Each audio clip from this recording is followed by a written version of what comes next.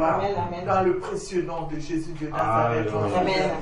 J'ai prié, amen. Amen. Amen. Merci.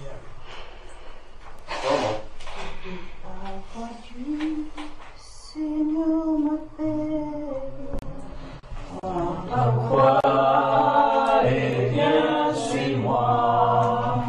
Je réponds, sauveur fidèle, me voici, je suis à toi.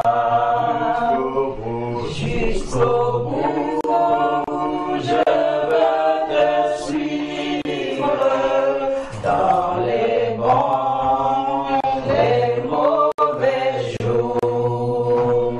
À toi pour mourir et vivre, à toi Jésus pour toujours. Mais le chemin du calvaire est étroit et périlleux. C'est un chemin solitaire, difficile et ténébreux. Jusqu'au bout, je veux te suivre dans les bons, les mauvais jours. À toi, pour mourir et vivre, à toi, Jésus, pour toujours. Il faut quitter ce qu'on aime, savoir être mal jugé, endurer l'injure même, du monde être méprisé, jusqu'au bout je veux te suivre dans le bon, les mauvais jours. À toi, pour mourir et vivre, à toi, Jésus, pour toujours. Lui perdre sa propre vie, consentir à n'être rien, n'avoir que le seul envie, aimer Jésus pour ce bien. Jusqu'au bout, je veux te suivre dans les bons, les mauvais jours. À toi, pour mourir et vivre, à toi, Jésus, pour toujours. Jésus donne grâce et gloire pour le suivre à chaque pas. Avec lui, joie et victoire, paix et bonheur ici-bas. Jusqu'au bout, je veux te suivre dans les bons, les mauvais jours. À toi pour mourir et vivre, à toi Jésus pour toujours.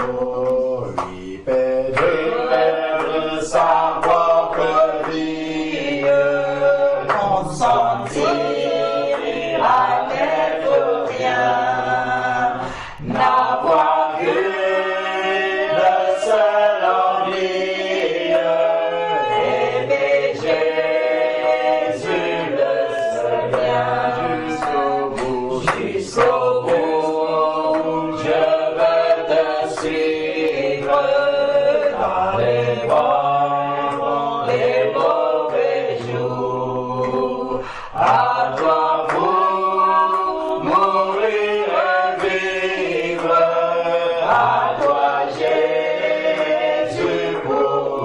jour, il faut quitter ce qu'on aime, savoir être mal jugé, endurer l'injure même du monde, être méprisé jusqu'au bout, je veux te suivre dans les bons, les mauvais jours, à toi pour mourir et vivre, à toi Jésus pour toujours. Il faut quitter ce qu'on aime, savoir être mal jugé, endurer l'injure même du monde, être méprisé jusqu'au bout, je veux te suivre dans les bons, les mauvais jours, à toi pour mourir et vivre, à toi Jésus pour toujours. Mais le chemin du calvaire est étroit et périlleux, c'est un chemin solitaire, difficile et ténébreux, jusqu'au bout, je veux te suivre dans les bons, les mauvais jours, à toi faut mourir et vivre, à toi Jésus pour toujours.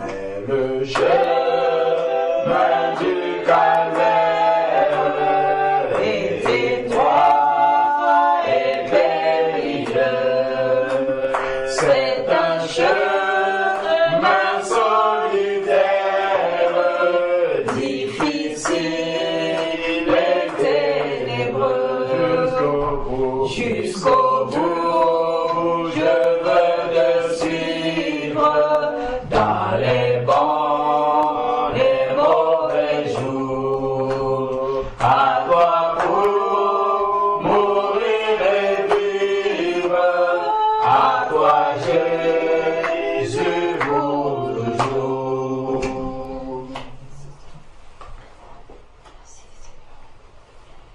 Merci éternel notre Dieu.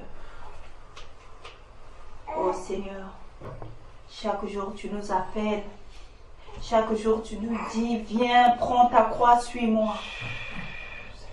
Oh Seigneur, le chemin du calvaire, c'est un chemin étroit, un chemin difficile, un chemin où il faut accepter l'insulte, un chemin où il faut accepter d'être méprisé, un chemin où il faut accepter d'être exclu, un chemin où tu n'existes plus, un chemin où tu deviens comme une poubelle sur laquelle on doit tout jeter et toi tu ne dois rien dire. Oh Seigneur, rends-nous capables,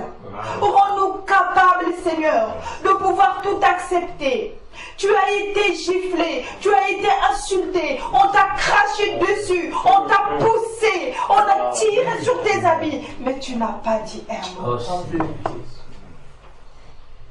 Combien d'agneaux qu'on emmène à l'abattoir, tu n'as pas répondu. Mais pourtant, Seigneur, nous aujourd'hui, nous n'arrivons pas à prendre cette attitude. Devant les épreuves, les persécutions, devant les personnes qui nous méprisent et qui nous insultent, nous avons tendance à retorquer. Alors que tu nous dis, tais-toi, suis-moi. Alléluia. Donne-nous, Seigneur, cette force de nous charger de notre croix. Alléluia. La vérité. Donne-nous cette force parce que tu nous as pas dit que ton chemin était facile. Oui, Seigneur. Tu ne nous as pas dit qu'il n'y aurait rien sur ton chemin. Tu nous as dit juste de prendre notre croix, de renoncer à nous-mêmes et de te suivre. Quelles que soient les épines que nous allons rencontrer, quelles que soient les montagnes qui doivent se dresser sur notre chemin, quels que soient les océans qui vont se soulever, quels que soient les vents et les tempêtes, tu nous dis accrochez-vous, marchez et suivez-moi. Donne-nous la force. Donne-nous la force, Seigneur. Sans toi, nous ne pourrons pas. Parce que le premier combat, c'est avec notre propre chair, qui nous refuse d'être brisée. Notre chair qui a peur de la souffrance. Notre chair qui a peur des insultes. Notre chair qui a peur du jugement de l'autre. Seigneur, rends-nous capables, afin que nous soyons les véritables imitateurs. Nous voulons te ressembler, Seigneur. Nous voulons apprendre à nous taire. Nous voulons apprendre à éprouver de la joie. Comme tu dis dans ta parole, soyez toujours joyeux. Amen, amen. Dans les difficultés, soyez toujours joyeux. Amen. Dans les soucis, soyez toujours joyeux. Dans les combats, soyez toujours joyeux. Amen. Quand vous avez faim, soyez toujours joyeux.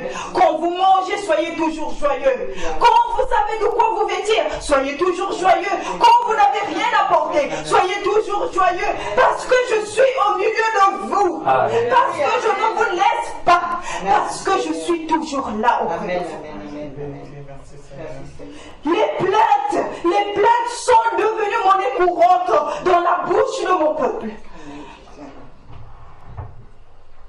Arrêtez de vous plaindre. Supportez les difficultés. Supportez un peu d'injustice. Supportez d'être méprisé. Supportez d'être calomnié. Ne rendez pas le mal pour le mal. Ne méprisez pas celui qui vous méprise. Amen, Jésus, amen. Obéissez à ma parole. Amen, Jésus. Obéissez à ma parole. Rendez ma joie parfaite. Marchez dans mes commandements. Soyez toujours joyeux. Amen. Soyez toujours joyeux. Amen.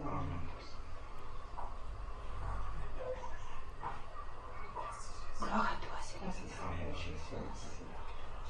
Je suis un Dieu de paix et de miséricorde et de gloire. Je suis un Dieu saint. Je suis un Dieu saint. Que celui qui se présente à moi soit sanctifié. Que celui qui m'invoque soit sanctifié. Élevez les mains pures. Élevez les mains pures. Adorez-moi avec sainteté, avec vérité et sincérité.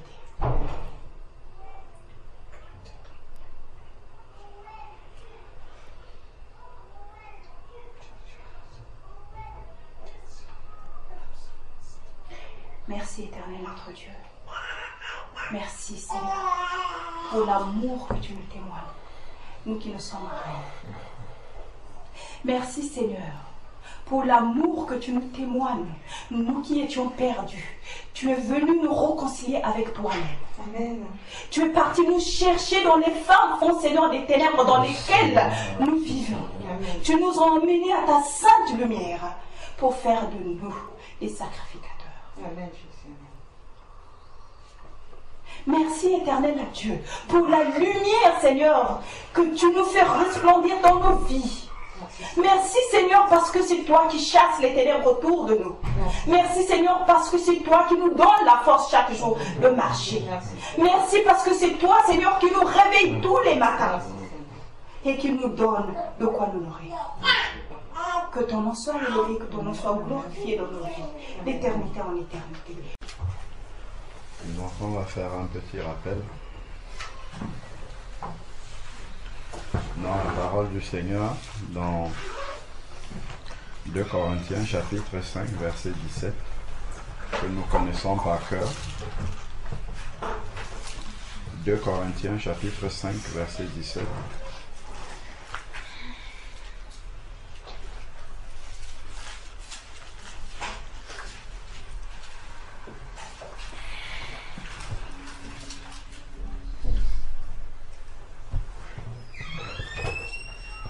2 Corinthiens, chapitre 5, verset 17.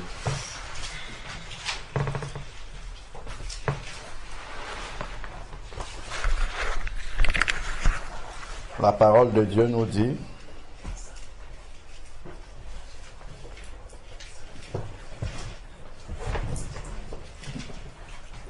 si quelqu'un est en Christ,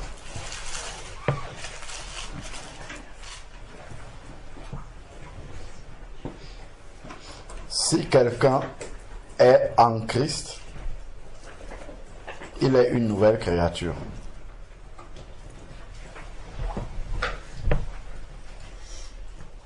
Si quelqu'un est en Christ, il est une nouvelle créature.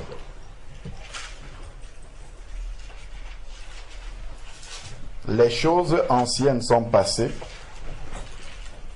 et voici toutes choses sont devenues nouvelles.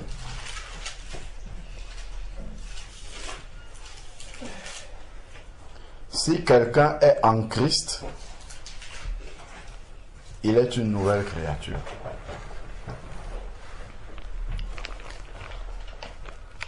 Nous citons beaucoup ce verset, nous le connaissons bien.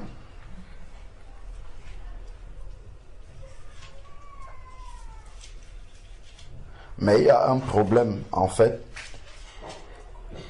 pas dans le verset,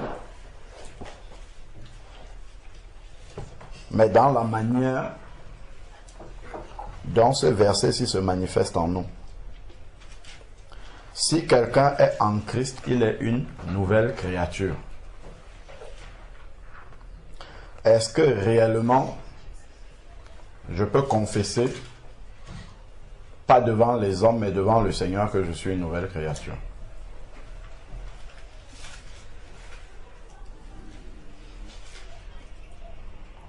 Je peux confesser par la foi, en théorie, que je suis une nouvelle créature. Mais est-ce que pratiquement, je peux confesser que je suis une nouvelle créature? De manière concrète, pratique, est-ce que je peux dire que je suis une nouvelle créature? Il dit: les choses anciennes sont passées. Est-ce que je peux prendre un cahier comme ça? Je commence à lister les choses anciennes qui sont passées dans ma vie. Combien de pages je vais remplir?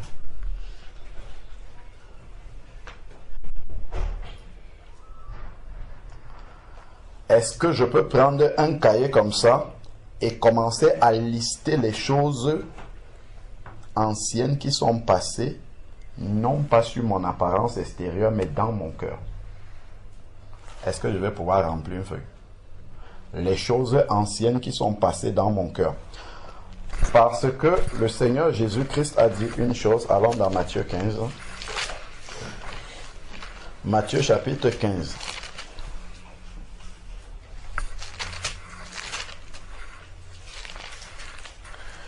Matthieu chapitre 15.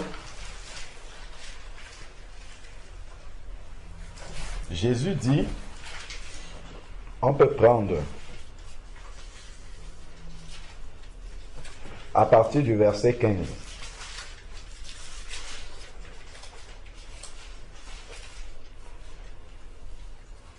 Pierre prit la parole. Matthieu 15 à partir du verset 15. Pierre prit la parole et dit: explique-nous cette parabole.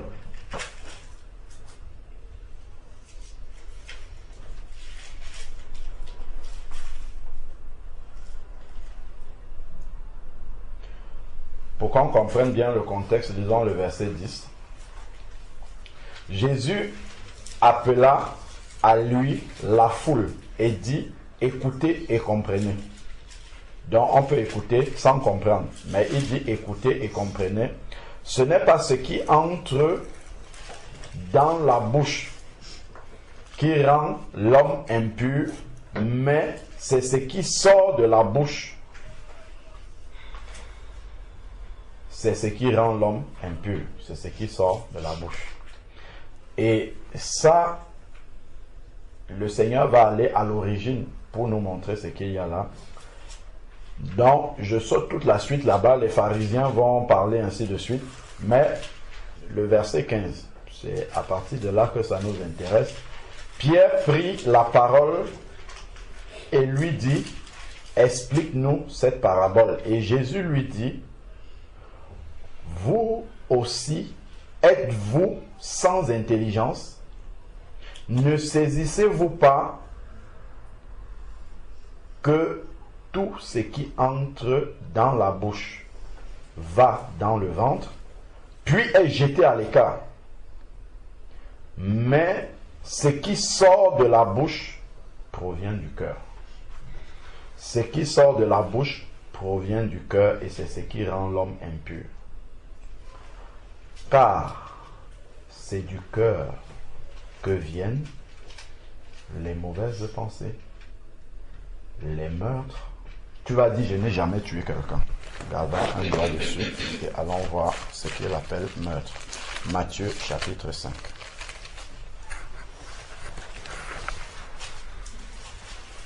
Matthieu chapitre 5, on garde un doigt dessus et après on va revenir dans Matthieu 15. Matthieu chapitre 5, verset 21. Matthieu chapitre 5, verset 21. Vous avez entendu qu'il a été dit aux anciens, tu ne commettras pas de meurtre. Celui qui commet un meurtre est passible du jugement. C'est un meurtre physique, aller tuer quelqu'un. Mais, je vous dis, quiconque se met en colère contre son frère est passible du jugement. Celui qui dira à son frère Raka sera justiciable devant le Sanhédrin. Celui qui dira insensé sera passible de la géhenne du feu. C'est impressionnant comment le Dieu d'amour qui est là pour ce que nous on dirait si peu. Tu as juste dit à quelqu'un insensé. Il dit que tu es passible d'aller dans la géhenne. Regardez un peu quand tu es en train de conduire ta voiture, quelqu'un vient et te coupe le chemin comme ça, tu baisses la vie. Tu es un insensé, tu es con. À l'instant là, tu meurs. C'est ici là que tu pars dans le feu, la géhenne. Tu vas dire, mais comment? En fait, lorsque tu as dit ça, Jésus nous dit que pour lui, tu as déjà commis un meurtre. Parce que en réalité, tous les êtres sont des créatures de Dieu. Et donc, quand tu insultes la créature de Dieu, c'est le Créateur que tu as insulté. Parce que personne ne s'est créé lui-même. Donc, c'est le Créateur que tu as insulté. Nous devons prendre garde à la manière dont nous traitons les créatures de Dieu. C'était juste une parenthèse pour montrer que quand Jésus dit que du cœur vient des meurtres, tu peux dire, ah, moi je n'ai même jamais eu la pensée de tuer quelqu'un. Combien de fois par la parole nous avons éliminé des personnes, beaucoup, nous avons tué beaucoup de personnes par la parole. Continuons. Donc, le Seigneur, si, regardons d'où nous sommes partis. Nous sommes partis du fait, est-ce que je suis réellement une nouvelle créature? Théoriquement, oui, parce que le Seigneur le dit. Est-ce que dans la pratique, je peux dire que je suis une nouvelle créature? Si je le dis, est-ce que je peux prendre une feuille et commencer à dire qu'est-ce qui est nouveau dans mon cœur? Quand je vais commencer à citer, le Seigneur dit dans Matthieu 15 que les meurtres viennent du cœur. Quand je vais voir meurtre, je ne vais pas écrire ça dans ma liste parce que je vais dire, je n'ai jamais tué quelqu'un, je n'ai même pas eu la pensée. Donc, on a juste fait un parallèle dans la parole de Dieu pour nous montrer ce que Jésus lui considère déjà comme étant un meurtre, une mauvaise parole qui qualifie quelqu'un sur son physique par exemple, sur son intelligence ou des choses comme ça. Ça, on a déjà commis un meurtre, ça fait partie des meurtres. Donc, continuons dans Matthieu 15, verset 19. C'est du cœur que viennent les mauvaises pensées, les meurtres, les adultères, l'adultère n'est pas seulement tromper sa femme. L'adultère spirituel existe. Dès que je cherche la solution, si je suis un enfant de Dieu, qu'est-ce que ça veut dire? Je suis l'épouse de Christ. L'épouse est soumise à son mari en toutes choses. Si j'ai un problème, je vais chercher la solution en dehors de Christ. Et je suis en train d'aller voir un amant. C'est un adultère. Donc, si je fais ma liste des choses qui n'ont pas changé dans le cœur, je dois citer ça. Quand j'ai un souci, un problème, est-ce que c'est à Christ d'abord que je regarde ou est-ce que je vais aller chercher d'abord à l'être humain? Ça là, c'est un adultère en fait.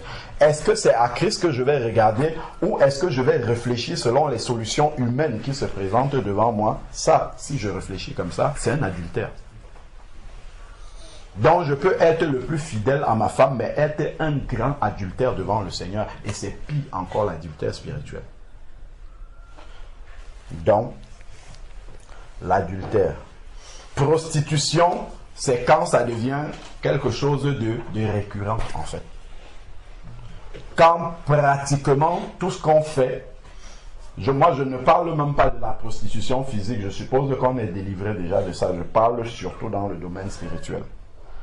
Quand de manière, en fait, on n'est pas changé réellement de l'intérieur, ce qui fait que quand on est devant une situation, en fait, il n'y a rien qui s'est passé en nous. Je vais faire peut-être une petite prière par acquis de conscience. Une fois que j'ai prié, je laisse la prière là où elle est et puis je fonce dans les solutions humaines. Je cherche les solutions vraiment telles que la raison, en fait, me pousse à être. Si je fonctionne comme ça de manière naturelle, je suis une prostituée spirituelle. Je suis censé faire partir de l'épouse de Christ, mais je suis une épouse prostituée, en fait, parce que je ne dépends en rien de mon mari. Dès qu'il y a une situation, j'envoie une prière comme ça, là, juste pour dire que j'ai aussi prié, mais dans la pratique, je suis dans une recherche de solutions comme avant de connaître Christ. Donc, en réalité, Christ ne me sert de rien. C'est comme si je n'avais pas de mari. Donc, j'agis en toute liberté.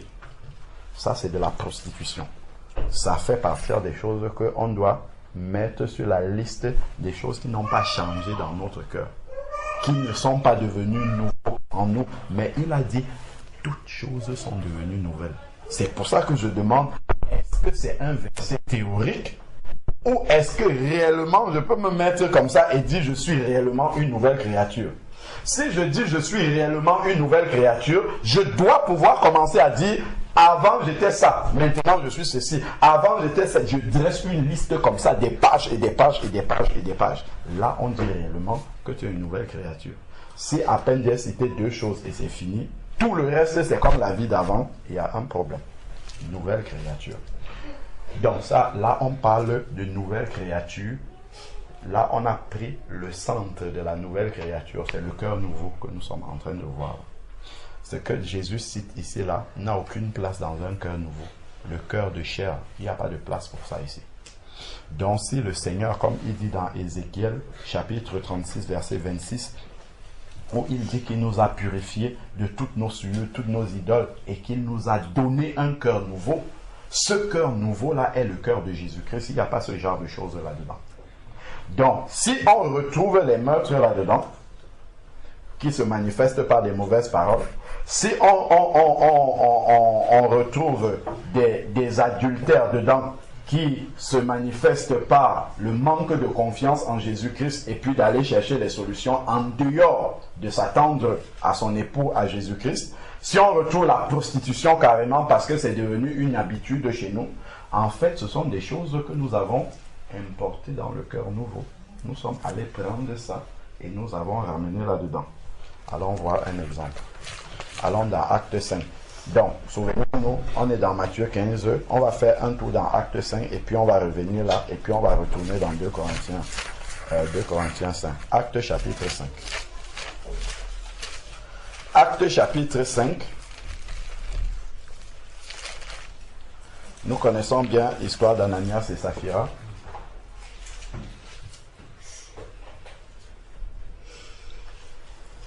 Actes chapitre 5.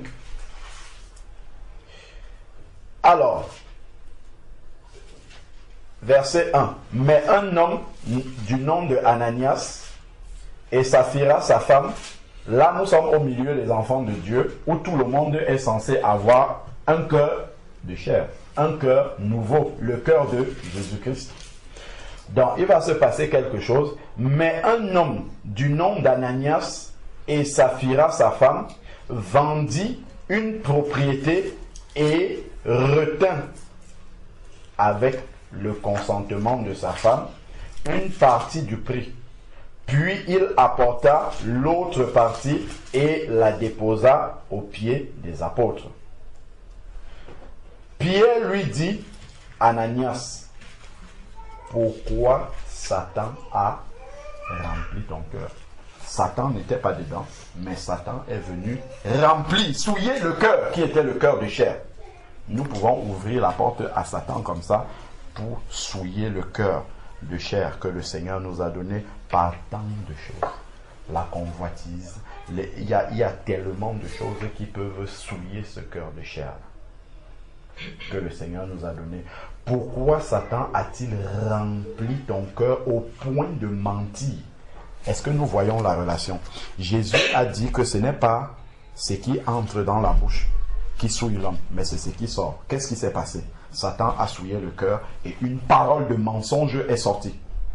Parce qu'à l'intérieur, il y avait la souillure déjà, la duplicité. Il a vendu le terrain. Il aurait pu ne pas ramener l'argent, ce n'était pas une obligation. Seulement, il veut prendre les honneurs du fait qu'il a vendu son terrain, il a ramené l'argent et il dit que c'est tout qu'il y a là. Alors qu'il aurait pu dire, j'ai vendu d'ailleurs, quand on lit l'histoire, j'ai vendu à tel prix. Avec mon épouse, on a jugé que c'était nécessaire de donner, je ne sais pas, tel montant. Le reste, on va l'utiliser. Ça, ce n'était pas un problème. C'est le fait de mentir, de dire qu'il a tout, il a vendu et que voici le prix de tout alors qu'il a gardé une partie. Donc, il y a une souillure qu'il a laissée entrer dans le cœur et ça s'est manifesté par une parole de mensonge au Saint-Esprit. Là, il a blasphémé. Donc, ici, Pierre dit à Ananias, pourquoi Satan a-t-il rempli le cœur au point où tu manques la bouche? Donc le cœur d'abord est souillé et ensuite la bouche va pécher. Donc au point où tu mentes au Saint-Esprit, au point de mentir au Saint-Esprit et de retenir une partie du prix du champ. Lorsque tu l'avais, ne demeurait-il pas avec toi? Et après la vente, le prix n'était-il pas à ta disposition? Il pouvait en faire ce qu'il voulait. Personne ne l'avait obligé de venir dire que c'est la somme totale qu'il a ramenée. Comment as-tu mis dans ton cœur? C'est pour ça que je dis que dans le cœur nouveau de Jésus-Christ, il n'y a pas ces choses là-dedans. Donc, si tu ne pardonnes pas, c'est toi qui as décidé de ne pas pardonner. Ce n'est pas Dieu qui a fait ça. C'est toi-même. En fait, tu es un rebelle. Tu as décidé, je ne pardonne pas à telle personne. Si tu gardes rancune à ton frère, à ta soeur, c'est toi-même qui as décidé de prendre la rancune à l'extérieur et de mettre dedans. Si tu as cristallisé une amertume, c'est toi qui as décidé de prendre ça et de mettre là dans le cœur. C'est ce qu'il est en train de nous dire ici. Tu ne vas pas dire, oh, aie pitié de moi, Seigneur, je suis rancunier. Pas du tout. C'est une mauvaise prière. C'est une prière qui n'a pas de place devant l'Éternel. C'est, Seigneur, je me repens d'être rancunier. Je sais que tu m'as donné la capacité d'avoir, de ne plus être rancunier parce que ta parole dit que toutes choses sont nouvelles en moi, dont le cœur est nouveau, dont il n'y a aucune place dans mon cœur parce que mon cœur est le cœur de Jésus-Christ. Donc il n'y a aucune place dedans pour l'amertume. Il n'y a aucune place dedans pour les mauvais désirs, pour les mauvaises convoitises. Il n'y a aucune place dans mon cœur pour tout cela. Donc si je vois ces choses-là se manifester, c'est que j'ai laissé, je suis allé prendre moi-même ces choses-là pour venir souiller le cœur nouveau. Père, je te demande pardon parce que j'ai souillé ce cœur que tu m'as donné.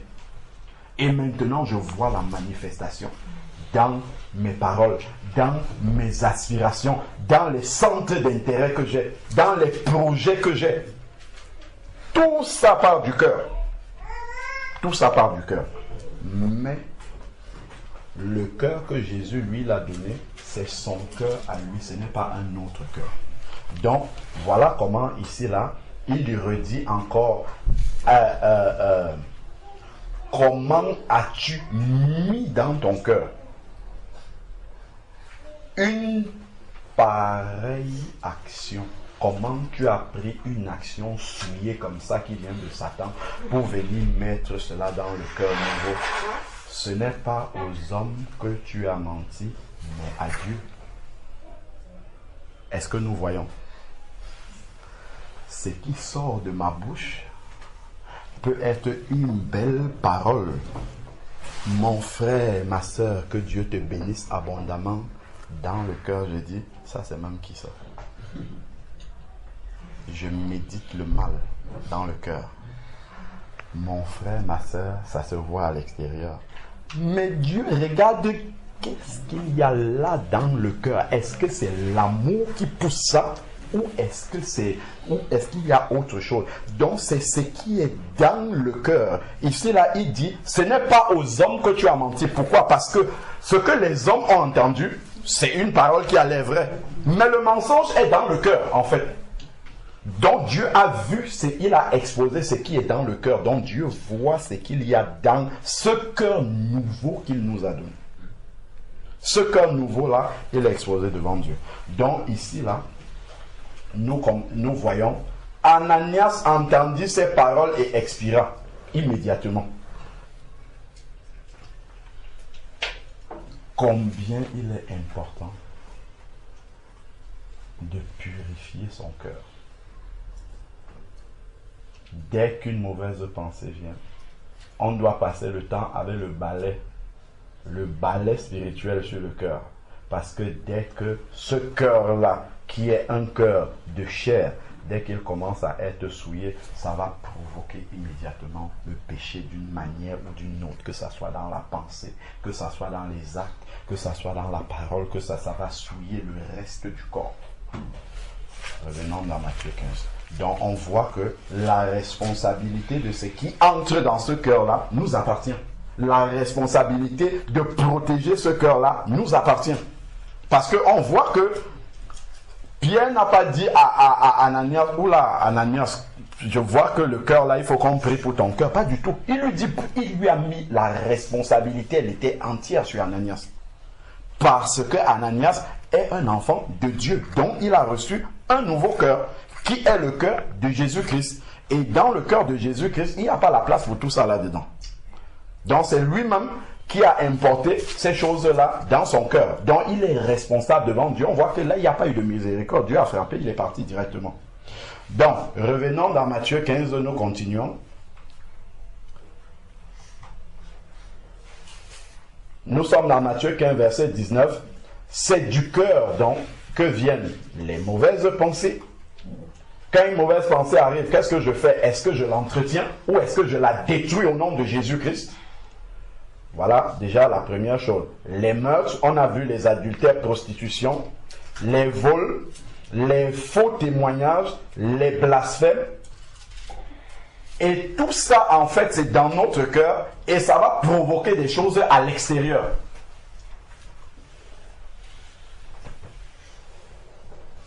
Ça va provoquer le péché à l'extérieur. Voilà ce qui souille l'homme. Voilà ce qui souille l'homme. Mais manger sans se laver les mains, ce n'est pas ce qui rend impur. Donc, voilà déjà comment nous avons parlé de la nouvelle créature. Nous disons qu'il faut venir. Le centre principal, c'est le cœur. Qu'est-ce qu'il y a là-dedans? Qu'est-ce que je peux citer en disant, comme on a vu là, les meurtres n'ont plus aucune place dans mon cœur parce que je ne vois pas ça se manifester. L'adultère n'a plus aucune place dans mon cœur. On a expliqué c'est quoi. Ainsi de suite, la prostitution n'a plus aucune place dans mon cœur. Ainsi de suite, les mauvais désirs, les mauvaises pensées, quand ça vient, je tue ça, donc ça ne reste pas dans mon cœur. Tout ça fait partie de ce que nous devons nous poser comme question de manière pratique. Est-ce que je dis simplement de manière théorique que je suis une nouvelle créature ou est-ce que de manière concrète, pratique, cela se voit?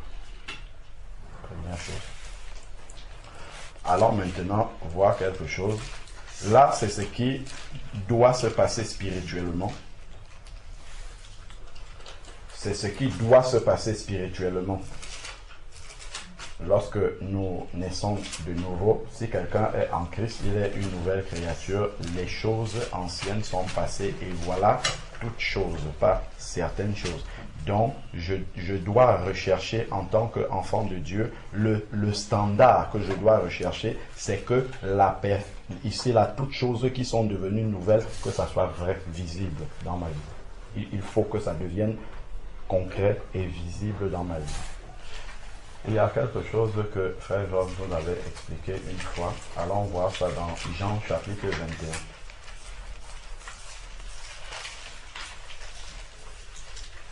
Jean chapitre 21.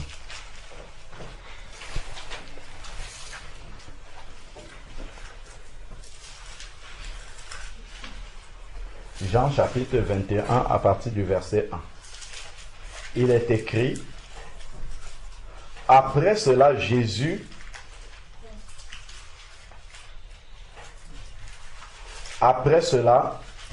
se manifesta encore aux disciples sur les bords de la mer de Tibériade. Jean chapitre 21. Voici comment il se manifesta. Simon-Pierre, Thomas appelé Didyme, Nathanaël de Cana en Galilée, fils de Zébédée, et 2 autres de ses disciples étaient ensemble. Simon-Pierre leur dit: je vais pêcher. Il dit: allons, nous aussi avec toi. Ils sortirent et montèrent dans la barque. Cette nuit-là, ils ne prirent rien.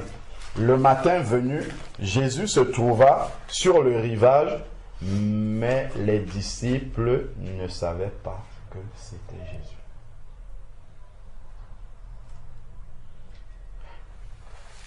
Comment Jésus a passé au moins 3 ans et demi avec eux, mais ils ne reconnaissent pas que c'était Jésus.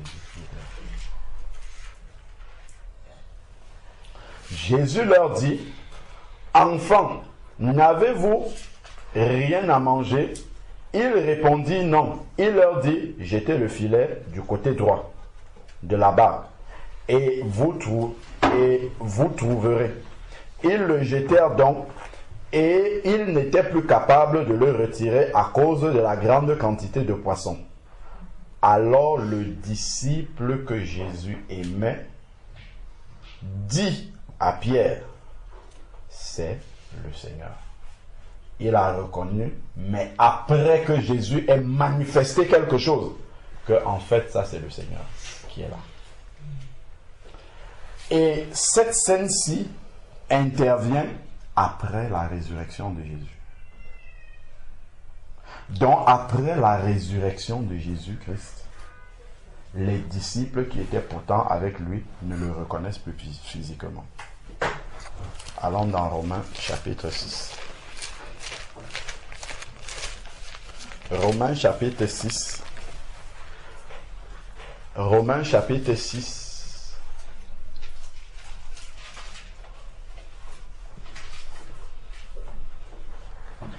Qu'est-ce qui s'est passé pour que les disciples ne reconnaissent plus Jésus-Christ?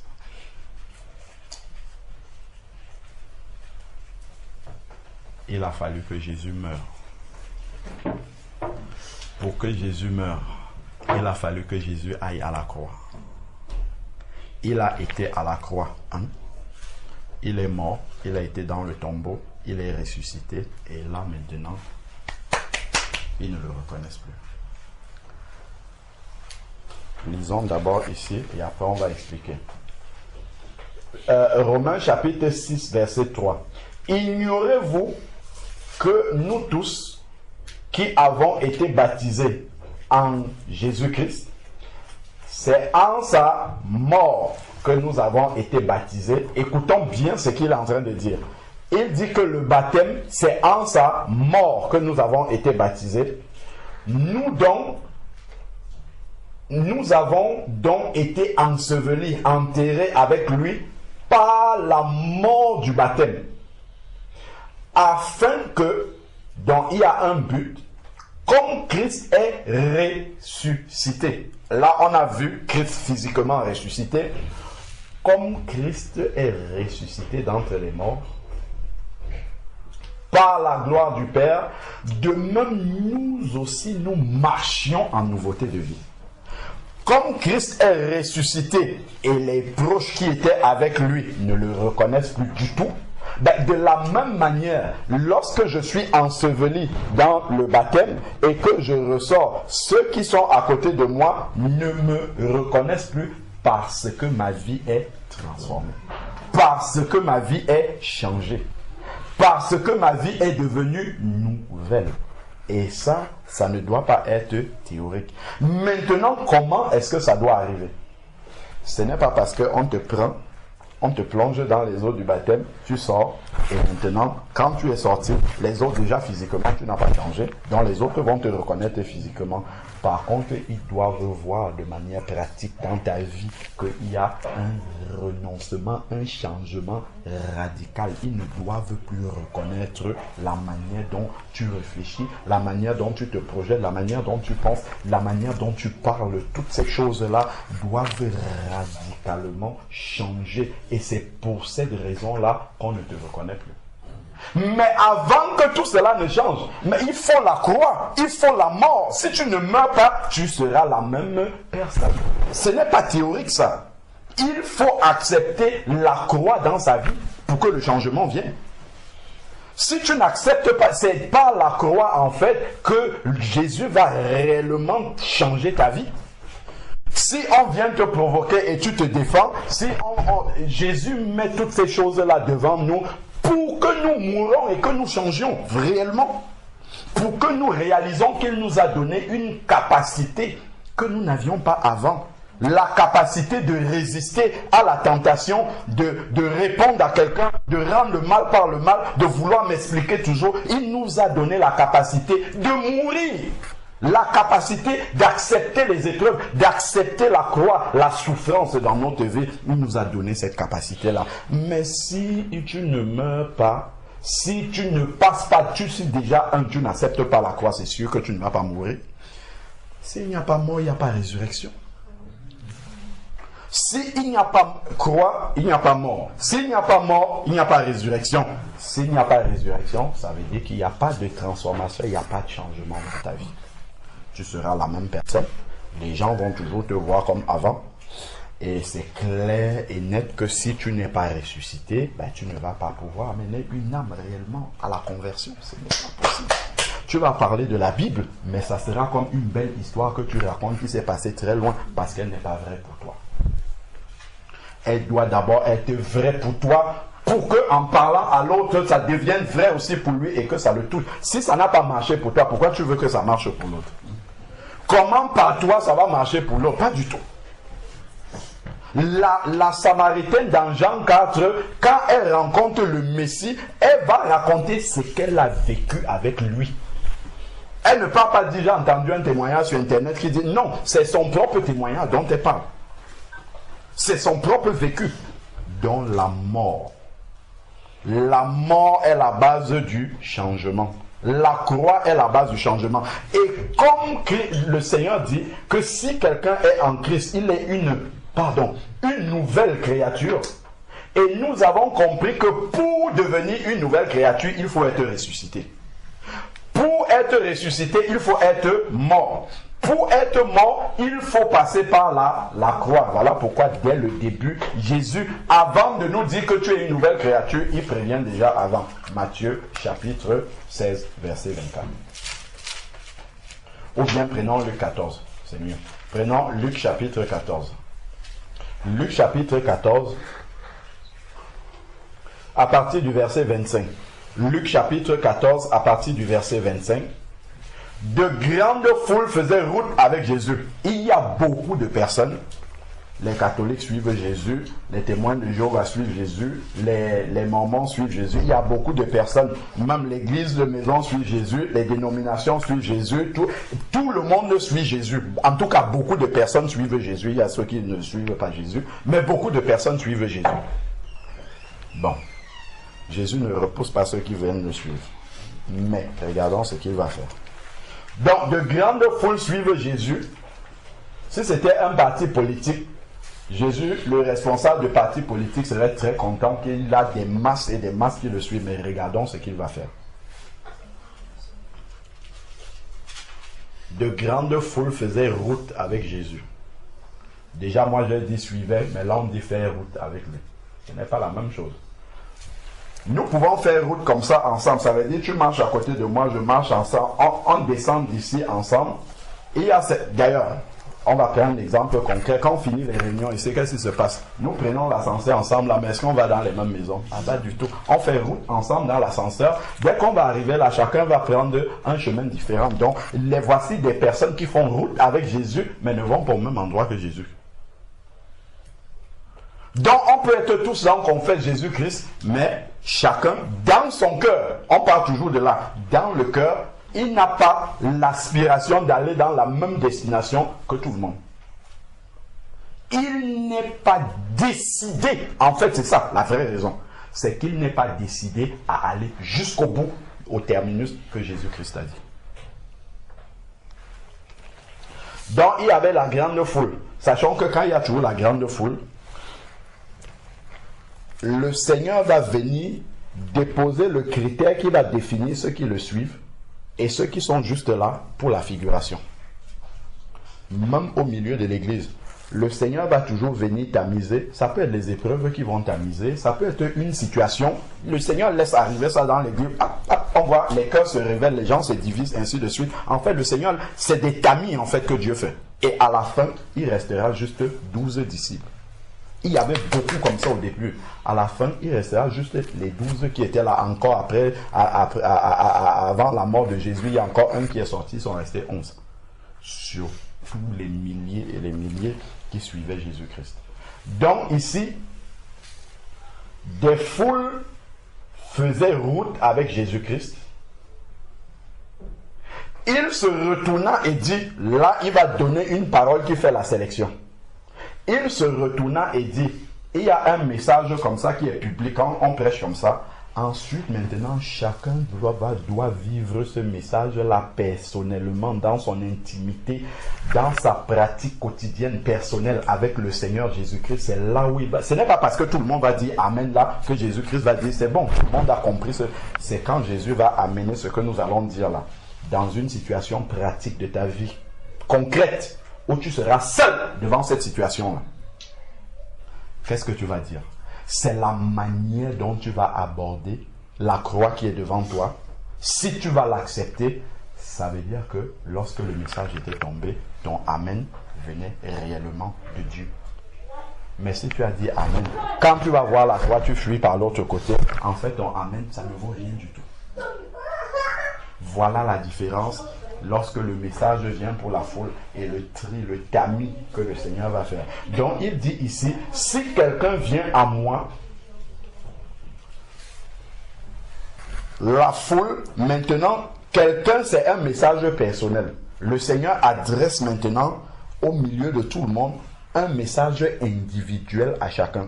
Si toi personnellement au milieu de toute la foule, tu veux me suivre, voici les conditions. Donc il dit, si quelqu'un, il aurait pu dire si vous voulez me suivre, non, il dit si quelqu'un. Donc en fait c'est chacun qui devant ce qu'il a dit, va dire moi j'accepte, je veux marcher selon ça. Un autre va se retourner, va partir, va changer de chemin. Donc c'est individuellement que chacun va dire, ah, cette parole-là je veux la vivre, je veux la mettre en pratique. Quand ça arrivera dans ma vie, je veux réagir de la bonne façon. Et là, automatiquement, on commence à suivre, ce n'est pas sans difficulté. Donc il dit ici, si quelqu'un vient à moi, c'est bien de venir, je veux suivre Jésus-Christ.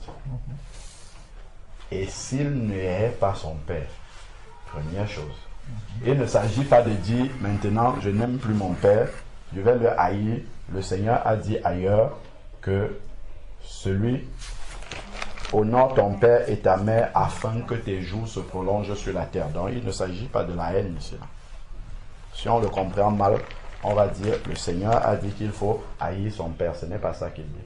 Ce qu'il est en train de dire, c'est que l'amour et la décision qui est dans ton cœur de le suivre doit être au-dessus de celle que tu as pour ton Père. C'est-à-dire que la comparaison de l'amour que tu as pour Jésus-Christ et celle que tu as pour ton Père et tout ce qu'il va citer là, l'amour que tu as pour ton Père et tous les autres là doit paraître comme la haine devant l'amour que tu as pour Jésus-Christ. C'est juste pour montrer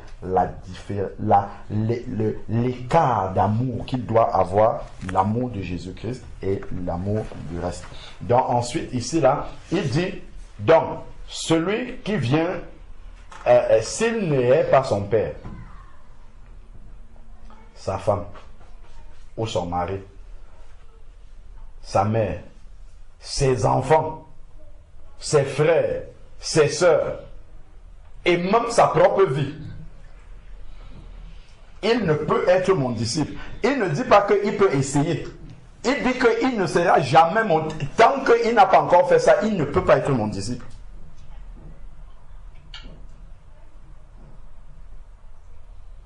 Ça veut dire quoi? Ça veut dire qu'en fait, quand tu t'engages avec Jésus-Christ, tu dois être prêt. Si, pour une question d'obéissance à la parole de Dieu, si tu dois te mettre à dos ton père, ta mère, ta femme, tes enfants, tes frères, tes sœurs, il faut que tu sois prêt à ça. Si tu n'es pas décidé à ça, va d'abord résoudre ce problème-là avant de dire je viens suivre Jésus-Christ. Ça, il prévient déjà sur le compromis. Si tu n'as pas résolu ça, en fait, tu vas aller de compromis en compromis. Si tu as compris une vérité de la parole de Dieu et que tu ne peux pas l'assumer au travail, à gauche, à droite, ainsi de suite, il y aura un problème. En fait, tu ne pourras pas suivre Jésus-Christ. Parce que tu seras toujours obligé de couper ta croix. Couper, c'est le compromis en fait. À chaque fois, tu vas toujours, est-ce qu'on est obligé de faire ça? Le Seigneur a quand même dit d'aimer son Père, donc je ne vais pas le froisser, je ne vais pas... Là, en fait, tu ne pourras pas être un vrai disciple de Jésus-Christ. Mais si on parle de disciple, en fait, ta vie ne pourra pas être transformée. Ça sera une succession de petites améliorations de ton ancienne vie. Ce n'est pas ça la nouvelle vie, en fait. La nouvelle vie, c'est quelque chose de radicalement différent de l'ancienne. C'est pour ça qu'on parle de la mort. Il n'y a pas de... Il n'y a pas d'autre comparaison que l'on puisse faire pour montrer vraiment le changement. C'est pour ça que le Seigneur parle de la mort. Il faut d'abord mourir complètement. L'ancienne personne doit être totalement morte. Quand tu regardes aujourd'hui, par exemple, le programme que tu as dans une semaine ou dans un week-end, par rapport à quand tu ne connaissais pas le Seigneur, qu'est-ce qui change? Si Jésus n'a pas pris toute la place partout, dans tout ton programme, en dehors, tu dois aller quand même travailler pour gagner ton Père en dehors de ça. S'il n'a pas occupé tous les compartiments et que tu as les mêmes loisirs, il y a un vrai... En fait, tu n'es pas encore disciple du Seigneur Jésus-Christ. Est-ce qu'on a vu les disciples de Jésus? Quand il vient dans Matthieu 4, il trouve Pierre et André. Il dit, suivez-moi. Pierre et André, c'était des pécheurs. Qu'est-ce qu'ils ont fait? Ils ont déposé leur filet. Ça veut dire, je renonce à la paix. Ce qui était son identité, je laisse ça. C'est terminer mes projets. Terminer mes projets. Quand la sœur demandait la dernière fois la carrière professionnelle, ça n'existe plus pour Jésus, que c'est terminé complètement. J'oublie ma carrière. Le travail devient pour moi un gagne-pain pour nourrir ma famille. Point à la ligne. Parce que tu ne peux pas suivre deux lièvres à la fois. Le Seigneur l'a dit. Si je veux encore avoir un cœur pour ma carrière, il vaut mieux que je m'asseye d'abord et que je calcule le prix de ma dépense. Si je veux encore avoir un cœur, je ne sais pas, pour les choses de ce monde-ci, pour bâtir des projets sur la terre, ainsi de suite, ce n'est même pas la peine d'essayer d'être disciple. Voilà pourquoi quand on donne un vrai message de la parole de Dieu, les gens trouvent que c'est difficile, c'est dur. Jésus-Christ, en fait, il a donné les règles dès le début. Lui, il ne mentait pas aux gens. Il te disait, si tu veux le suivre, il faut que tu sois prêt à ça. Si tu n'es pas prêt à ça, laisse. N'essaye même pas. Parce que tu vas essayer, ça va être de l'à peu près. En fait, il n'y a pas de moitié disciple. C'est soit tu es disciple, soit tu ne l'es pas. Pour lui, c'est ça. Ce n'est pas je suis un peu disciple et de temps en temps un peu avec autre chose. Non, pas du tout. C'est soit tu es disciple. Maintenant, on utilise des expressions qu'on ne voit pas dans la Bible. Un vrai chrétien, c'est ceci. Il n'y a pas un vrai disciple dans la Bible. Il y a soit disciple, soit tu n'es pas disciple. C'est soit tu es chrétien, soit tu es un païen. Il n'y a pas de vrai chrétien, faux chrétien. Non. Si tu es chrétien, tu es disciple. Point à la ligne. C'est ce que la Bible enseigne. Mais aujourd'hui, il y a tellement de mélange, en fait, parce qu'il y a tellement de compromis, en fait. On donne chrétien à tout le monde, disciple.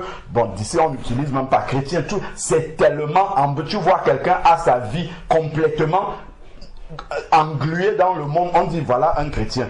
C'est quoi chrétien? Regardez les disciples. Les disciples ont abandonné radicalement leur vie. Ils n'avaient plus de vie, en fait. C'est pour ça qu'il dit, même sa propre vie. Quand il parle de la propre vie, ce n'est pas que tu vas aller mourir là dehors pour dire que tu suis Jésus-Christ. Le temps, c'est une chose importante. En fait, tu n'as plus de temps pour toi, c'est terminé.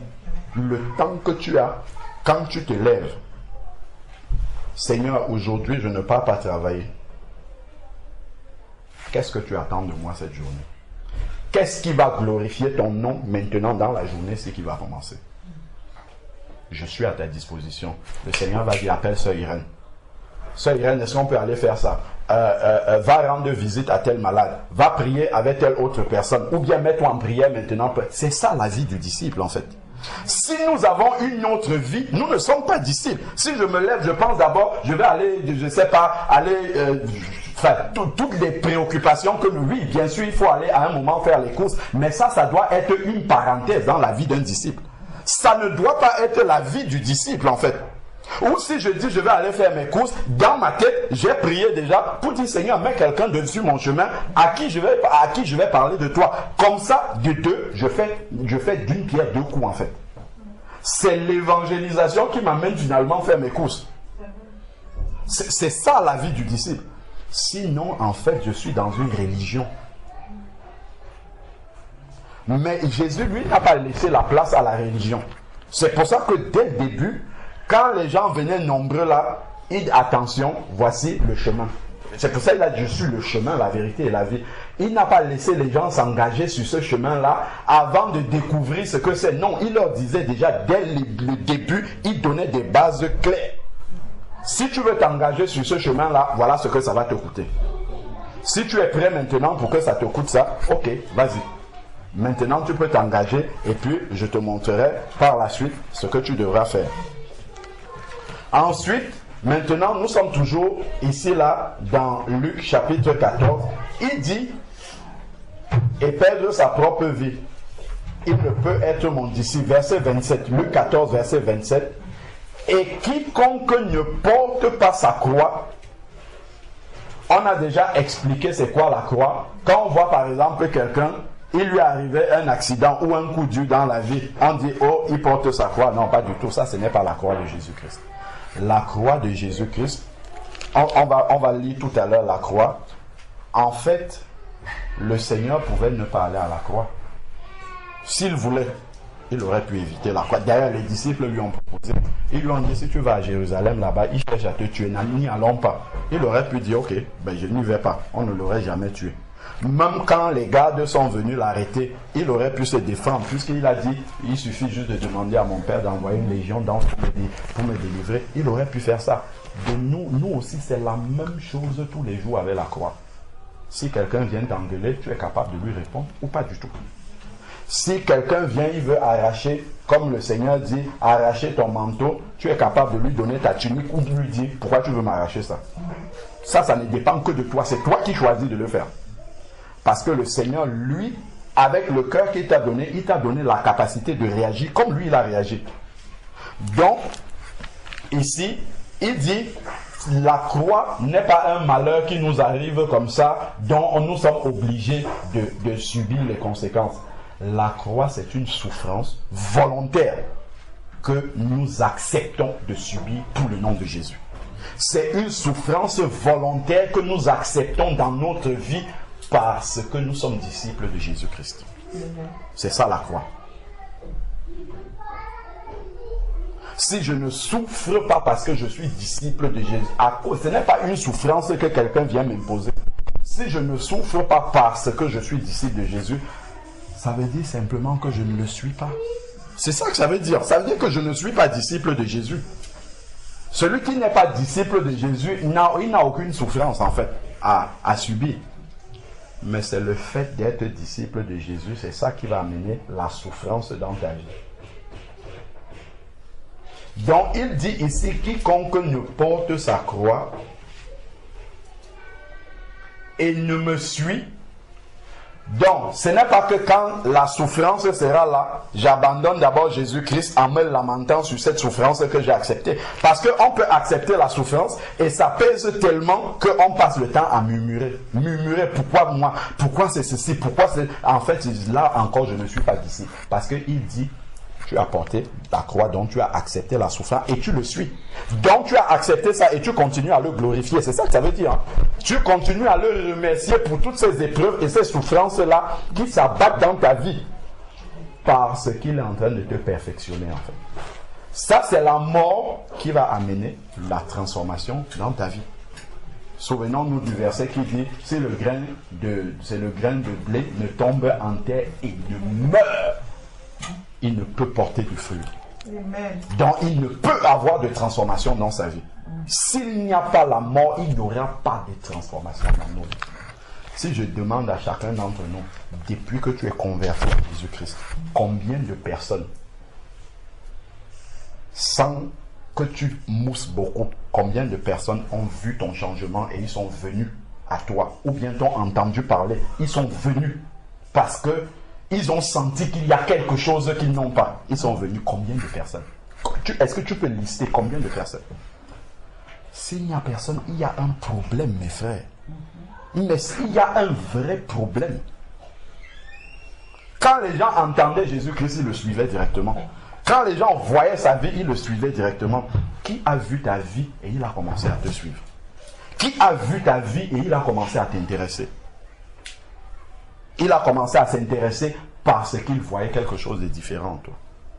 C'est des questions qu'on doit se poser. Quand je dis je suis une nouvelle créature, ça me ramène à ça concrètement. Je dois me poser ce genre de questions-là. Si je prends ma famille par exemple, je prends un lambda à gauche, droite, 4, 5, je dis, dites-moi, vous m'avez connu avant que je ne sois converti et maintenant, est-ce qu'il y a une différence? S'il commence à réfléchir, c'est qu'il y a un problème. Si on prend un membre de ma famille, immédiatement, le membre de la famille doit dire, je ne sais, est-ce que toi tu sais ce qui s'est passé dans sa vie? Parce que nous, on ne comprend plus, on dirait qu'il a perdu la tête ou il est devenu fou.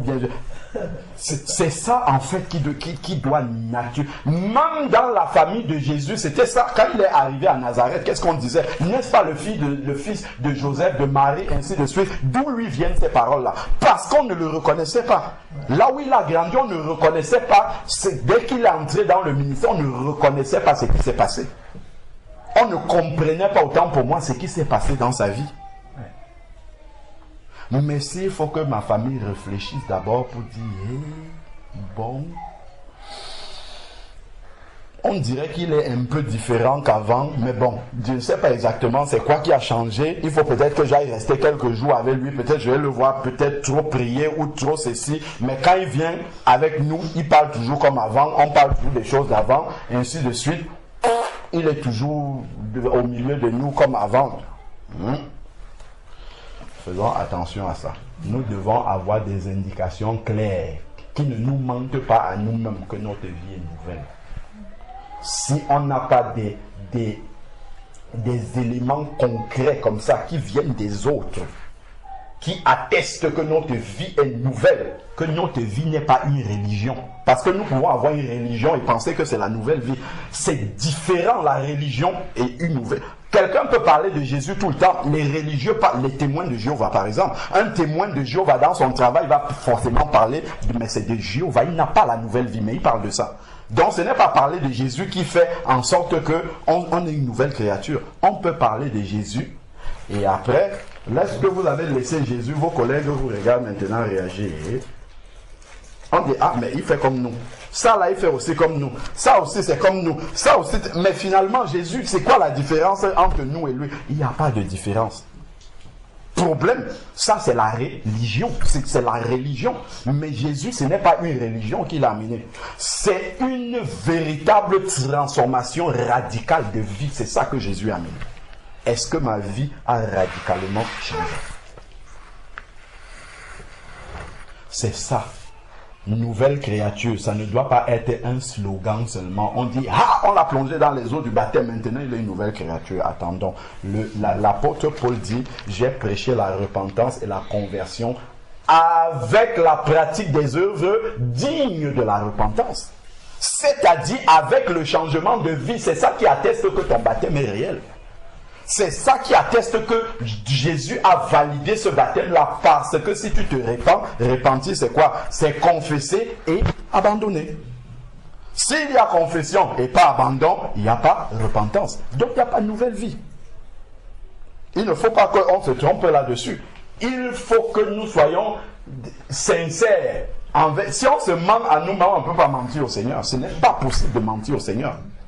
Si je mens aux autres que je suis une nouvelle créature, je fais semblant, je peux bien faire semblant d'être une nouvelle créature, mais devant Dieu, je ne suis pas une nouvelle créature. Et c'est devant lui que je vais me présenter après. Je ne pourrais pas venir dire devant Dieu, je suis vraiment une nouvelle créature. Toi-même, tu sais que je suis une nouvelle créature. S'il te montre le cliché de ta vie comme ça, il te montre avant, il te montre après, il te dit, toi-même, montre-moi la différence. Tu ne peux pas lui dire où est la différence. Tu paraîtras menteur devant lui. Il vaut mieux que je m'arrête et que je retourne à la case de départ et que je dis, Seigneur, quand je regarde vraiment, je croyais que te suivre, c'était juste changer 2-3 choses dans ma vie et je n'avais pas compris que la conversion, c'est, quand pas converti, c'est un demi-tour complet sur sa vie, c'est 180 degrés. Je change de direction totalement. Totalement. Regarde simplement comment tu utilises ton temps. Ça va déjà te donner une indication sur si tu es un disciple ou pas. Donc ensuite, maintenant, ici, si on regarde la suite, on voit que Jésus, il prévient toujours, il dit, car lequel d'entre vous, nous sommes au verset 28 dans Luc 14, lequel d'entre vous, s'il veut bâtir une tour, ne s'assied d'abord pour calculer la dépense. Voilà ce qu'on doit dire. On doit encourager celui qui est sur le chemin de la conversion, mais on ne doit pas lui cacher ça. Parce que Jésus, lui, ne cachait pas. C'est bien, mon frère, ma soeur. C'est la meilleure part que tu as choisie qui ne te sera point ôtée. Mais sache que suivre Jésus-Christ, ça ne coûte rien de se convertir. Par contre, pour être un disciple de Jésus, il y a un prix à payer. Pour vivre, si dès que tu te convertis, tu meurs, gloire au Seigneur.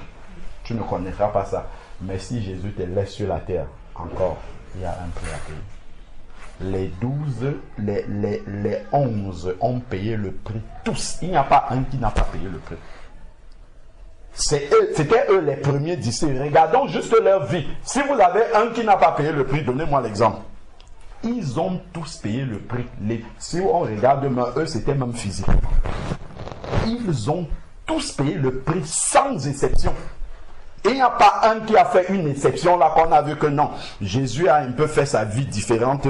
Non, ils ont payé le prix. Eux tous les 11, ils ont tous payé le prix. Donc sachons que être un disciple de Jésus-Christ, il y a un prix à payer. On a chanté, oui, perdre sa propre vie, consentir à n'être rien, être rejeté, tout ça. C'est bien de chanter ça, mais on doit accepter ça. Concrètement, nous devons accepter que ça soit vrai dans notre vie. Donc ensuite, maintenant, ici, il dit, ne s'assied d'abord pour calculer la dépense, pour savoir s'il va terminer. Est-ce que là où je m'engage là, je commence à parler, Jésus a fait ceci, je parle de tout le monde, à tout le monde de Jésus, ainsi de suite. Quelques 2-3 mois, 1 an, 2 ans, 3 ans après, on voit que tout le changement qu'il y avait dans ma vie, il n'y a plus rien. Quand on vient, on voit toute la mondanité commencer à revenir dans ma vie. Tout ce que j'étais avant, toutes les pensées, tout ça, c'est le feu de paille. Le Seigneur ne veut pas le feu de paille. Du tout, du tout. Une fois que tu t'engages à être disciple, tu ne regardes plus derrière comme la femme de l'autre, plus du tout, c'est devant jusqu'au bout. C'est la cité céleste que tu sais. Je dois arriver là-bas. Je n'ai plus d'autre choix que de me retourner pour vouloir repartir en Égypte. Pas du tout. Il n'y a pas de chemin retour possible pour l'Égypte. Je ne dois pas avoir envisagé même dans ma pensée le chemin retour pour l'Égypte. De peur qu'après avoir posé les fondations, il ne soit pas capable de l'achever et que tous ceux qui le verront ne se moquent en disant cet homme a commencé à bâtir et n'a pas été capable de terminer. Les gens à qui tu parlais du Seigneur, quand ils vont voir que tu es retourné, fais les mêmes choses qu'eux. C'est là où les railleries vont commencer. S'ils voient que tu vis comme eux,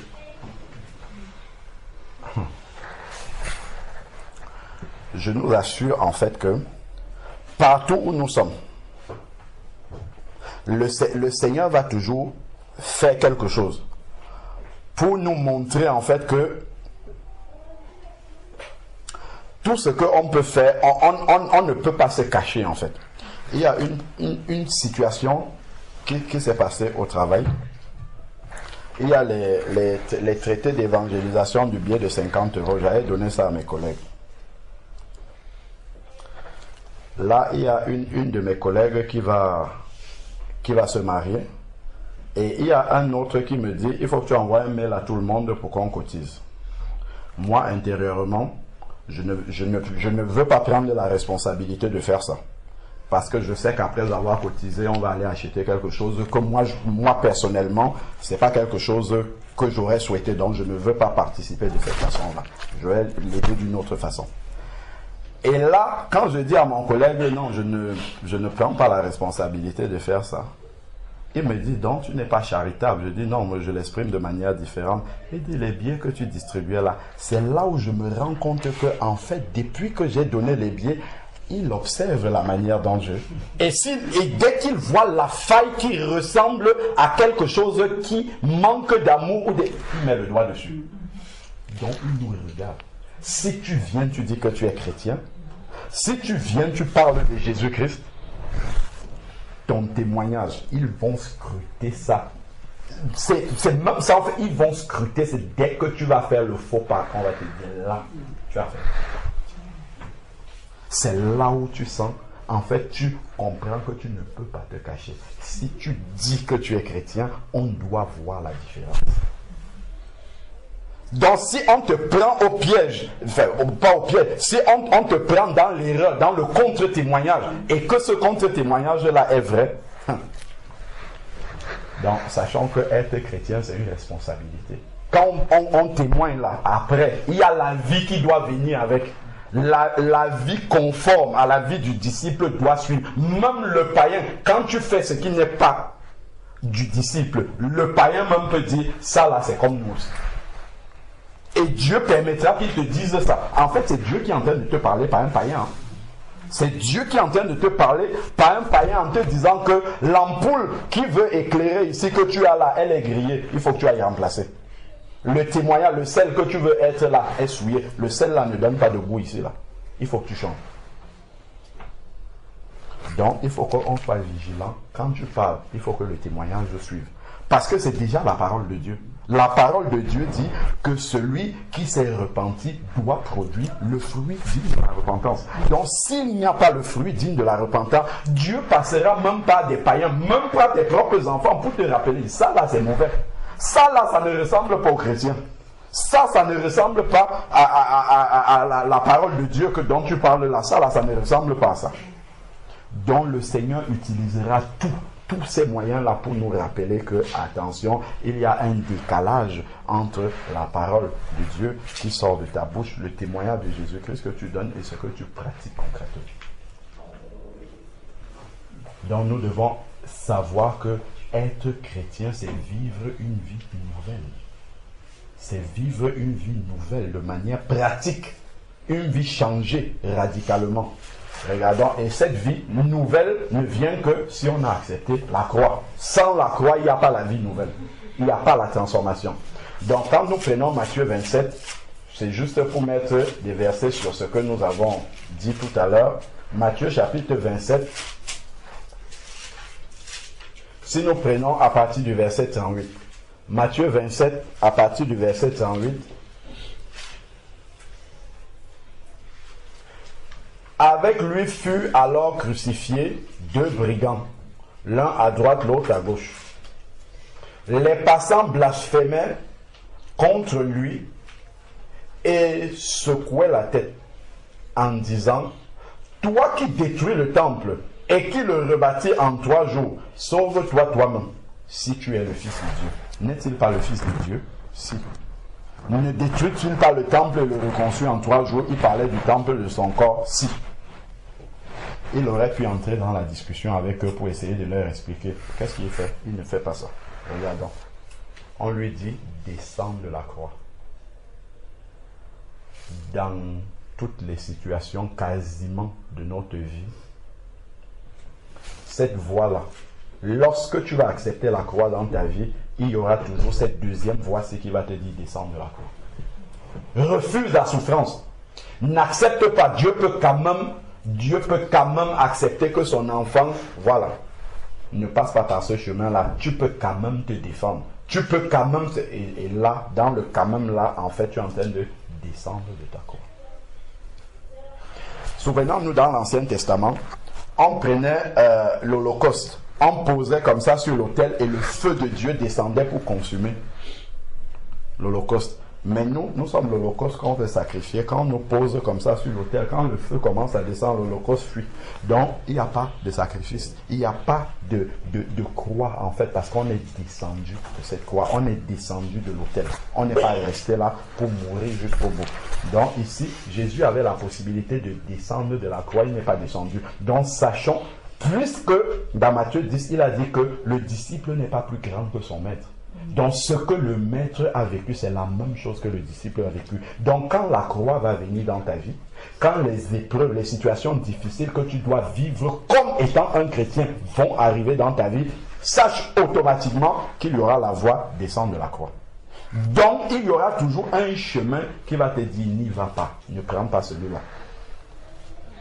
N'accepte pas cette souffrance-là qui va arriver. Rejette cette souffrance-là, prends plutôt le chemin facile. La vallée que Lot a choisie n'accepte pas la montagne qu'Abraham a choisie. Parce que la montagne, c'est difficile de grimper, descendre plutôt. Et Lot est descendu à Sodome, on sait ce qui lui est arrivé. Une partie de sa famille a été perdue. Les principaux sacrificateurs, verset 41, avec les scribes et les anciens, se moquaient en disant: donc on va se moquer de toi. Donc ça, ce n'est pas nouveau. Si on se moque de toi et tu te plains, en fait, c'est que tu n'as pas compris que le disciple, on doit se moquer de lui. Donc, se moquait aussi de lui et disait: il a sauvé les autres et il ne peut se sauver lui-même. Si on dit quelque chose et que j'ai la capacité de le faire, je n'ai pas besoin de démontrer aux gens que j'ai la capacité de le faire. Si je suis en train d'obéir à mon maître, on dit que toi tu es un mou, tu es un ceci, je n'ai pas besoin de démontrer aux gens que j'ai la capacité de faire autrement. Parce que mon obéissance, elle est intérieure. C'est un sacrifice que je suis en train d'offrir au maître. Donc je n'ai pas besoin d'extérioriser, de montrer autre chose, que je suis capable de faire autre chose. Je reste tranquillement, j'encaisse et à la fin, quand les autres seront en train de se moquer que je n'ai pas réagi ou que je n'ai pas réagi comme le monde réagit, comme les autres réagissent, moi, devant cette moquerie-là, je vais me réjouir dans mon cœur parce que je sais que devant le Seigneur, j'ai réussi l'épreuve. Ce qui est l'échec devant les hommes est une grande réussite devant le Seigneur. Quand l'enfant de Dieu a réussi à se retenir et n'est pas tombé dans la médisance, qui est par exemple au milieu de colère, il parle de sujets, il rigole des choses qui ne glorifient pas Dieu et tout, et toi tu es concentré dans autre chose, tu ne participes pas à ça. On va te lancer des vannes, des choses comme ça pour te sortir de là et t'amener à réagir, mais tu restes serein. Après on va commencer à dire des choses sur toi, tu dois te réjouir à ce moment parce que tu as réussi l'épreuve. c'est aussi une manière de te dire descends de ta croix. Descends de ta croix, entre dans les conversations vulgaires, ainsi de suite comme ça. Au passage, Satan va souiller ta robe également. Il est roi, verset 42, il est roi d'Israël, qu'il descende de sa croix 2 fois. 2 fois. Quand tu vas refuser de descendre la première fois, ne pense pas que tu as gagné si vite. Devant encore, tu vas encore trouver une personne qui va te proposer, une personne ou une seconde ou une autre porte, une autre voie qui va t'éviter d'avoir à mourir, d'avoir à souffrir. Il y a toujours un deuxième chemin qui est là, que tu peux emprunter, qui est un raccourci. Par contre, si tu empruntes ce chemin-là, ça, tu seras descendu de ta croix. Et on sait bien que tu descends de ta croix. Il n'y aura pas la mort, il n'y aura pas la transformation, il n'y aura pas la nouvelle vie. Combien, ce qui caractérise en fait, une des caractéristiques de notre ancienne vie, c'est quoi? Devant toutes les situations que nous vivions, nous cherchions à prendre les raccourcis. Tout ce qui est facile, qu'on peut éviter de souffrir dans tous les domaines, c'est ce qu'on faisait. On prend les raccourcis, tout ce qui peut nous éviter de souffrir là, on prend pour que les choses soient simples pour nous. Mais quand on vient en Christ, on comprend qu'on a embrassé la vie de souffrance. Comme un des frères réagissait sur le forum par rapport au baptême de feu, il disait que c'est quand on te prend et on te plonge dans la souffrance. On te plonge, tu es immergé dans les épreuves, dans la souffrance pour Christ. On ne souffre pas pour souffrir, c'est parce que ça contribue à nous bâtir, à nous transformer réellement. C'est parce qu'il y a un prix. La souffrance, c'est pour nous amener à l'image de Jésus-Christ. Il n'y a pas de Jésus formé en nous sans souffrance. Ce n'est pas possible. C'est que ce n'est pas à l'image de Jésus qu'on sera. On sera à une autre image. La Bible nous dit dans Romains chapitre 8 verset 29 qu'il est le premier-né d'un grand nombre de frères et le Seigneur nous a élus. Il travaille pour que nous soyons semblables à l'image de son Fils. Et l'image de son Fils, c'est une image de souffrance. C'est une image de rejet. C'est une image de renoncement, en fait, à soi-même. Celui qui veut me suivre, qui ne renonce à lui-même d'abord. C'est ça qu'il dit dans Matthieu. Hein. Le passage de Luc qu'on a lu dans Matthieu 16, 24. Il le dit d'une autre manière. Matthieu 16, verset 24. Alors Jésus dit à ses disciples, si quelqu'un veut venir après moi, qu'il renonce à lui-même. En fait, si tu n'as pas renoncé à toi-même, tu ne pourras pas être disciple de Jésus-Christ. Si tu veux toujours dire, ah, moi ceci, moi cela, moi c'est... En fait, tu ne pourras pas être disciple. Tu vas avoir une belle religion, mais pas disciple de Jésus-Christ. Si tu acceptes dès le début qu'il y a beaucoup de choses qu'il faudra, il y a une marche que tu devras avoir qui va complètement à l'encontre de ce que ta volonté personnelle désire. Si tu n'as pas accepté ça, en fait, tu ne seras pas disciple de Jésus-Christ. Et donc, tu ne pourras pas faire des disciples aussi. Parce que le Seigneur a dit, allez à travers le monde et faites de toutes les nations. Il n'a pas dit des religieux. Il n'a pas dit des personnes qui adhèrent à votre mouvement. Il a dit faites des disciples. Donc des personnes qui sont prêtes à porter leur croix, à souffrir, à marcher pour le maître. C'est ceux-là que le Seigneur demande de former. Il ne dit pas, oh, nous sommes une belle église, nous sommes remplis, nous sommes nombreux. Combien sont disciples? Si le Seigneur vient, c'est ça qu'il va demander. Il ne dit pas combien vous êtes. Il dit combien parmi vous là sont disciples. C'est eux qui m'intéressent. C'est eux, c'est à cette stature-là que je veux vous amener. Combien sont réellement disciples de Jésus-Christ? Donc si quelqu'un ne renonce pas à lui-même et se charge de sa croix, il ne peut me suivre.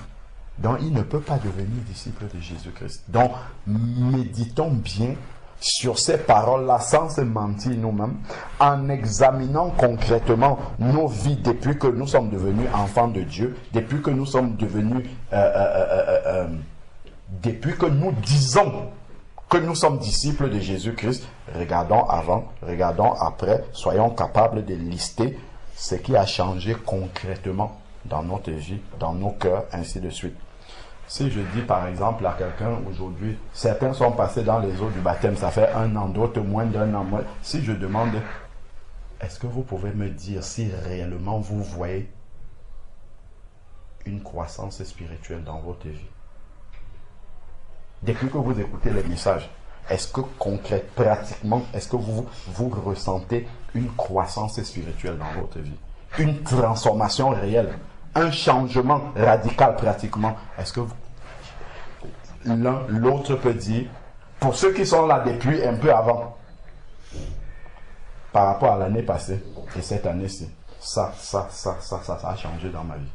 Avant, je ne comprenais pas ça, ou bien je ne savais pas comment mettre en pratique, mais maintenant, ça, c'est sûr que c'est un acquis dans ma vie. Ça aussi, c'est un acquis. Ça, c'est maintenant différent. Est-ce qu'on est capable de dire ça?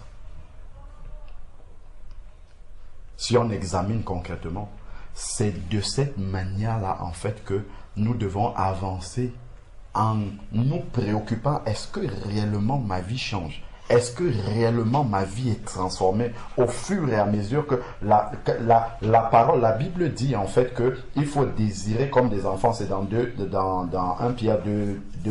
Il faut désirer comme des enfants nouveau-nés le lait non frelaté de la parole pour que vous croissiez. La parole de Dieu, c'est pour que nous grandissions. Mais il n'y a pas de croissance, il n'y a pas d'obéissance. Quand j'écoute la parole de Dieu, je dois désirer vivre cette parole-là. Parce que quand je vais commencer à vivre cette parole, je vais grandir. Et Dieu va amener justement les circonstances pour que je puisse expérimenter cette parole-là. Et si je la vis bien, en fait, je vais grandir spirituellement. Mais si je n'obéis pas à cette parole-là, en fait, je vais rester au même stade. Mais intellectuellement, il y aura beaucoup de connaissances comme ça que j'aurai acquises. Mais par contre, sans changement dans ma vie. Il n'y aura rien de changé pratiquement. Mais je pourrais m'asseoir comme ça et discuter de beaucoup de sujets de la Bible, mais ça restera quelque chose de théorique complètement. Mais ça n'aura rien apporté, le fruit réel dans ma vie, ça n'aura rien apporté. Parce que je ne suis pas entré réellement dans le désir d'obéir. Et c'est parce que dès la case de départ, le renoncement n'est pas là. Le désir de porter ma croix, de me charger, d'accepter la souffrance dans ma vie, je n'ai pas décidé. Mon cœur n'est pas tout entier pour le Seigneur. Il y a encore une partie de moi qui est là, qui essaye de vivre et puis d'avoir sa propre volonté. Donc, c'est tout ça en fait. Si ces choses-là n'ont pas avancé et que je vois vraiment le fruit digne de la repentance qui arrive, qui progresse dans ma vie, en fait, je ne suis pas utilisable par le Seigneur. Parce que le but de tout enfant de Dieu ne doit pas être « je suis sauvé, j'attends la nouvelle Jérusalem ». Je suis sauvé, si Dieu me laisse sur la terre, c'est pour être utile pour lui. Il faut que je sois un vase d'honneur utilisable par le Seigneur. Mais Dieu, avant de t'utiliser, il veut être sûr que tu es formé. S'il envoie quelqu'un vers toi, il faut que la personne puisse cueillir les fruits dans ta vie, en fait. S'il n'y a pas de fruits, qu'est-ce qu'on va cueillir dans ta vie? Si ta vie ne produit pas de fruits, si Dieu envoie des personnes, ils vont cueillir quoi? Il n'y aura rien à cueillir. Si tu te dis, mon frère, ma soeur, comment tu as géré telle situation par rapport à la parole de Dieu, si tu n'as rien à dire, le Seigneur ne va pas envoyer des personnes vers toi, parce que la Bible nous dit dans Éphésiens chapitre 4 verset 11 que Dieu a donné les apôtres, les prophètes, les docteurs, de tous les ministères dans l'église pour le perfectionnement des saints en vue de l'œuvre du service. Parce que tout le monde est amené à servir Dieu. Donc les ministères, la parole qu'on apporte là, c'est pour que le peuple de Dieu soit nourri, grandisse et devienne eux-mêmes utilisables par le Seigneur. Aillent partout où ils sont et portent du fruit là-bas, en fait. Mais si ce mécanisme-là ne s'est pas mis en place, je passe 1 an, je passe 2 ans, je passe 3 ans, je suis toujours là, j'écoute des messages, ma vie ne change pas concrètement, je ne vois pas Dieu me conduire vraiment dans une vraie vie de disciple en me donnant des responsabilités dans le corps de Christ. Je dois m'arrêter et dire, Seigneur, il y a quelque chose qui ne va pas.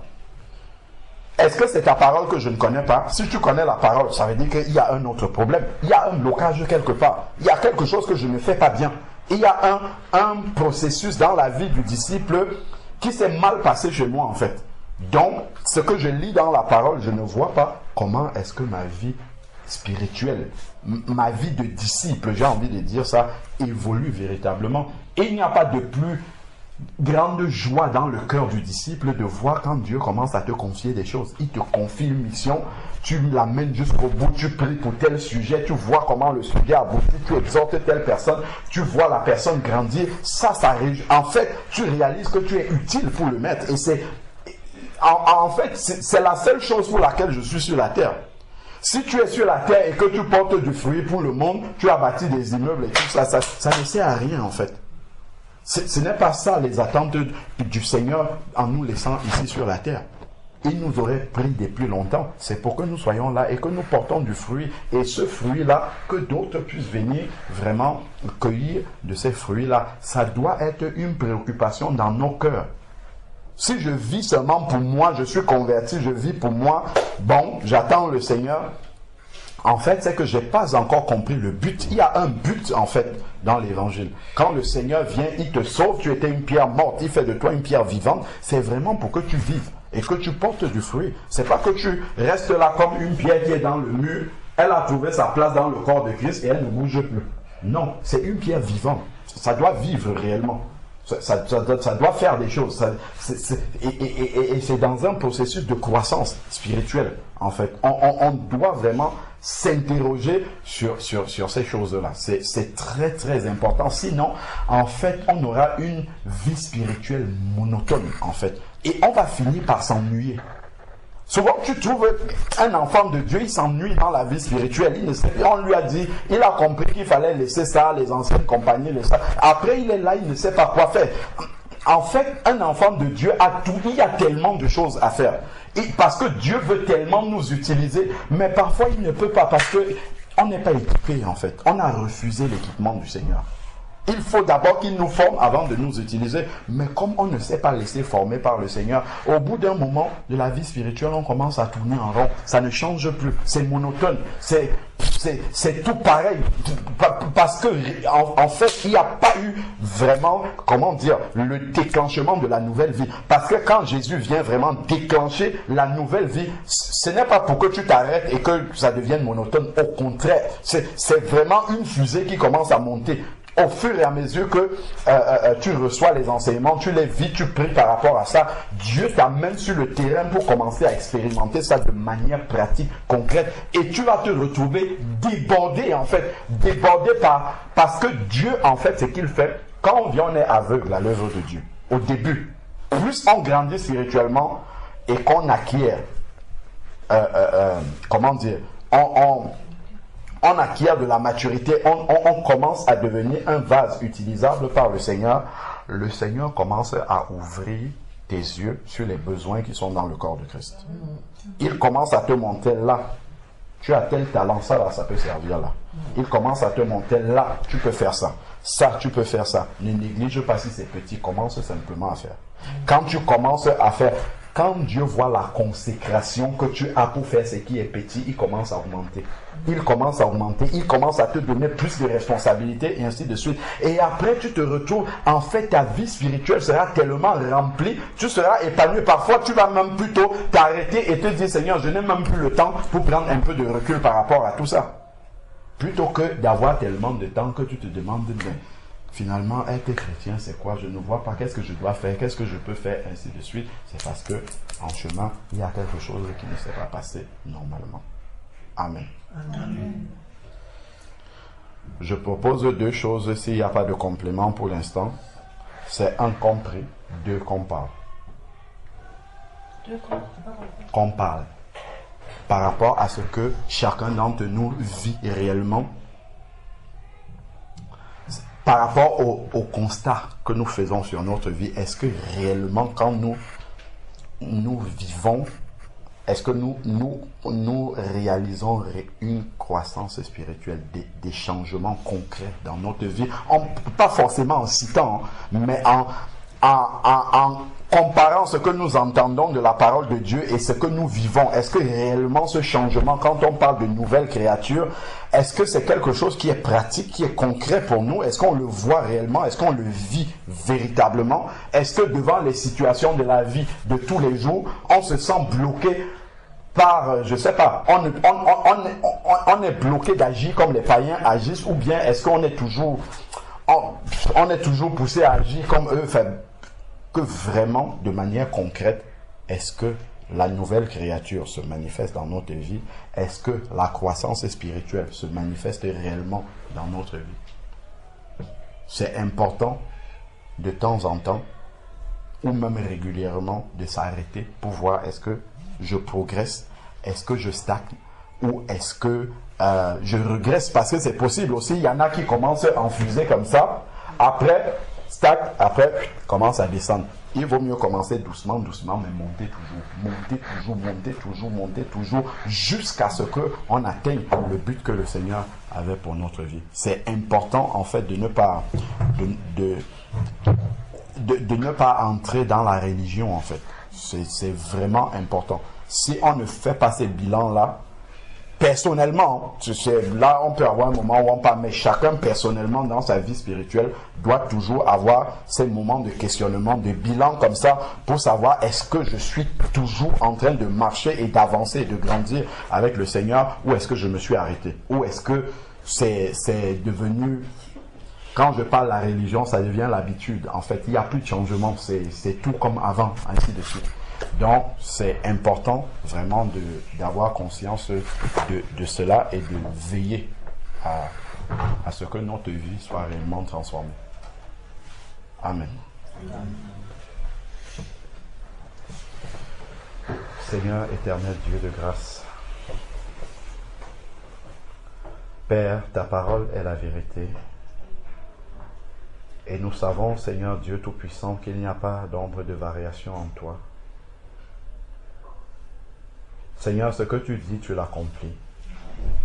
Tu nous as dit dans ta parole que tu nous as donné un cœur nouveau. Père, par la foi, nous croyons que lorsque nous avons expérimenté la conversion, tu nous as donné véritablement un cœur nouveau. Père, nous voulons te demander pardon parce que bien souvent, nous réalisons que dans ce cœur nouveau que tu nous as donné, nous avons nous-mêmes introduit des souillures là-dedans. Père, nous te demandons pardon parce que nous voyons souvent des mauvaises pensées. Nous voyons souvent, Seigneur Père, des amertumes. Nous voyons souvent, Seigneur Père, des soupçons du mal.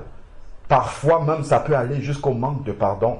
Nous voyons, Père, nous refusons la croix alors que ton cœur n'a pas renoncé à la croix, Seigneur Père. Mais nous voyons toutes ces choses encore se manifester. Père, nous voulons te demander pardon. Nous voulons vraiment, Seigneur Dieu, expérimenter de manière concrète cette vie nouvelle que tu nous as donnée. Car si tu dis que les choses anciennes sont passées et que toutes choses sont devenues nouvelles, Père, c'est la vérité. Si nous ne voyons pas ça, Seigneur Père, c'est que nous avons nous-mêmes bloqué quelque part. Nous avons nous-mêmes fait obstacle, Seigneur Père, à la transformation que tu veux opérer dans nos vies, Seigneur Père éternel. Seigneur, nous voici dans notre faiblesse devant toi.